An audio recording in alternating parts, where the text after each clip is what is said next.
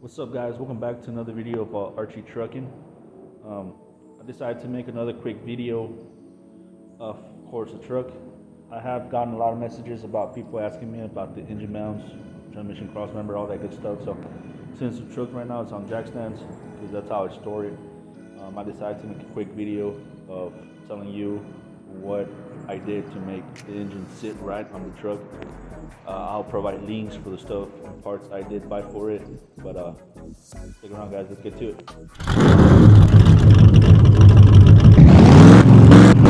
Motors while we dealing Motorola's, trying to flip keys so my mama have a Rover. So for the engine mounts, it was actually the easiest part of the swap. I went to VAS Racing, and they have already some pre-made engine mounts that fit right directly onto your existing mount for the truck. Just 4 bolts, red Loctite. Make sure you get the right grade, and it sits right with your factory bolt for the truck, everything. And like I said, that was the easiest part of it. I'll put a link on here as well so y'all can see where I got these mounts. They were about, I'm gonna say like $240, $250. They're pretty pricey, but again, guys, it beats you having to measure the engine, having to make yourself some factory custom ones, and having to move the engine out, in and out, in and out. You know, all this sit perfectly. What I like about this ones is that they sit high enough for me to run some long tubes. You know, I have a lot of friends that do have swaps like this, and the biggest issue is a factory. The biggest issue they got is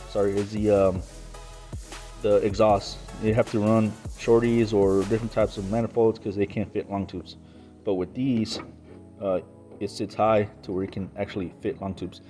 And since I'm here, guys, the long tubes are 07 to 13s, I believe, long tubes. I tried the 99 to 06, but they just did not clear. They're a little bit dirty right now, but they just did not clear. So I had to mismatch headers to find the right ones, and these were the ones that actually fit. These are Speed Engineering 1 and 7/8. I didn't grab the 1 and 7/8 just because it has more power and like that. It was just because they were the only ones available to me at that time. I did buy them used. They were new but used. But brand new, they run about, the 1 3/4 runs about like $250 maybe.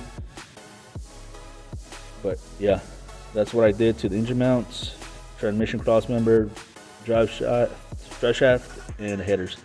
Next video, I'll definitely be posting about the fuel regulator.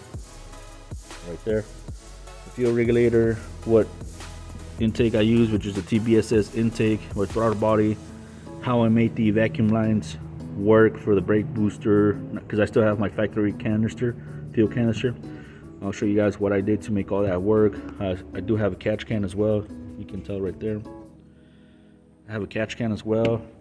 And for sure, guys, I will show you about the harness as well. Like I said, I went with the Holley Terminator X Max, which is right there. I did have to make a hole. I don't know, you can see right there. That's where the harness goes in. And I do have my ECU where my glove compartment is. Let me turn on the light. Where my ECU is. So I'll show you guys more about that, how I made everything work, how I got everything hooked up. So for my cross member, believe it or not, guys, it was the only part that I did have to get fabricated. Most of the parts that I put on the truck for the LS swap did not need to be fabricated, apart from the little stuff like for the cable, for the throttle, all that good stuff. But this is the only one that I had to get someone else. One of my homies, Alex Diaz from Lubbock. He's real good at what he does, fabricating. He came out here to my shop, got some measurements, and the cool thing about these guys is that right there, that is the factory mounting points of the transmission cross member. That's the factory cross member. All he did was he measured where the transmission was going to sit, like so, and he measured how high it was going to be, and we got that factor out by depending on the drive shaft, the angle where it was gonna sit at. So that's where we got how high the transmission was gonna sit. And from there, he made a mount that's homemade, guys. That's custom. He didn't buy no kit, no nothing. He made all this in-house. So he made a hole. Well, he waited till he got here to make the hole. That way he knew where exactly that bolt was gonna be. But he had that mount already made, and then he welded this bar to the factory hangers where they mount, and that's it. It takes a little bit of math. All we did measure was the drive shaft, make sure where the drive shaft was going to sit, make sure it wasn't too far up or too far down, and we didn't really use measurements or anything like that. It was just eyeing it out, But yeah, it was just all he did was that. That way you guys get an idea of what you guys can do for it. And since I'm already down here, I'm gonna tell you guys about the drive shaft. This drive shaft is actually the factory drive shaft that came in a truck. All I did was get the light. All I did for the drive shaft was ended up going to the junkyard and grab the yoke of the early version 4L60s. I don't know if you guys are aware, but there's actually two 4L60s. The early ones and the newer ones. The difference of those two are that the newer ones have a bigger torque converter, bigger bell housing, different input shafts, and the old one has different, of course, input shafts, smaller torque converter, smaller bell housing, different bolts. I think the newer one has that top bolt on the bell housing, and the older one doesn't. I did grab from the older one. The reason was because the older one still has those locks right there. The newer one has that glue that you have to heat up and press it out like a can of cheese. So I didn't have any heating equipment with me at the junkyard, so I ended up going with the easiest one, which was that older style yoke. But I had no issues with it. It fit perfectly on the output shaft. It fit perfectly on the truck. Let me show you guys. You guys can't see it, but yeah, it did fit perfectly. I didn't have to cut nothing. I didn't have to shorten my drive shaft at all.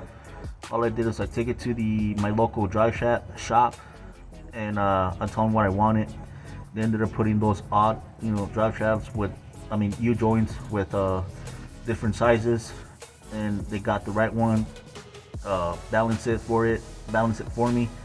And I think all in all it was like $100. It wasn't really that expensive, so that's what I did on the drive shaft and cross member.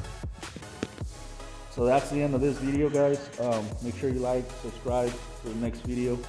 I will be posting more updates about all the stuff I had to make it work.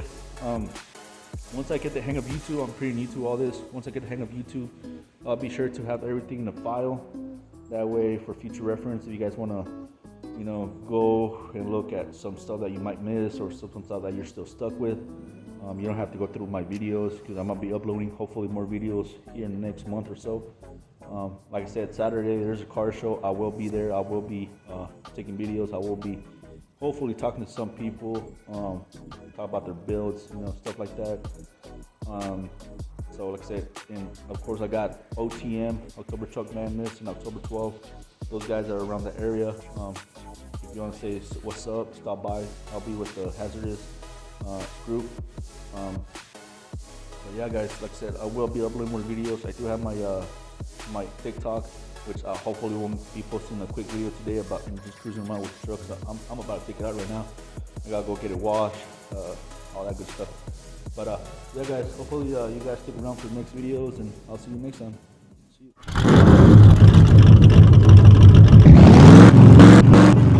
While we dealing Motorola's, trying to flip keys so my mama have a Rover. Just a little